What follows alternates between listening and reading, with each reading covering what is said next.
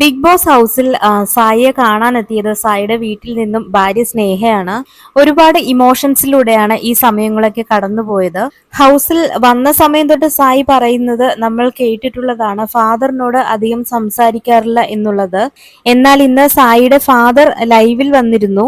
ഒരുപാട് വിഷമങ്ങൾ ഉള്ളിൽ വെച്ച് അത് സപ്രസ് ചെയ്തു വെച്ച് ആ വിഷമം ആരോടും ഷെയർ ചെയ്യാതെ, അച്ഛനോട് തോന്നിയ ആ ഒരു അകൽച്ച പറഞ്ഞു തീർക്കാതെ ആകെ അസ്വസ്ഥനായാണ് സായി നടന്നിരുന്നത്.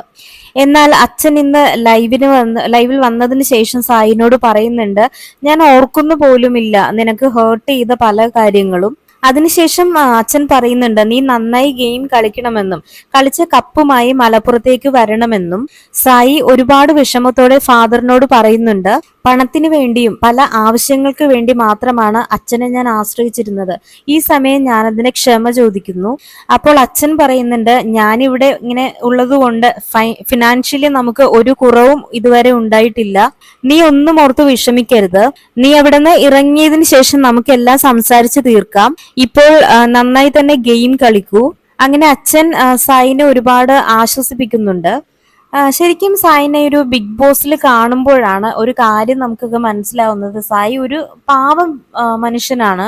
ബിഗ് ബോസ് ഹൗസിന് ഒരു പ്രത്യേകതയുണ്ട്. അവിടെ വരുന്ന ഏതൊരാൾക്കും ഒരു നിശ്ചിത സമയം വരെ ഒന്ന് മാസ്ക് ഒക്കെ ഇട്ടിരിക്കാനാകൂ.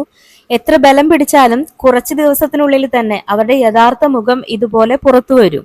സായിയെ സംബന്ധിച്ച് സായി ഒരു പച്ചയായ മനുഷ്യനാണ്. ഇപ്പൊ സായി ബിഗ് ബോസ് ഹൗസിലേക്ക് വരുന്ന സമയത്ത് തന്നെ പറഞ്ഞിട്ടുണ്ട്, കപ്പടിക്കാനല്ല ലക്ഷ്യം, തന്റെ ഇമേജ് ഒന്ന് മാറ്റാനും നല്ലൊരു മനുഷ്യനായി, അതായത് സായി കൃഷ്ണനായിട്ട് ജീവിക്കാനാണ് താല്പര്യമെന്നും പറഞ്ഞിരുന്നു.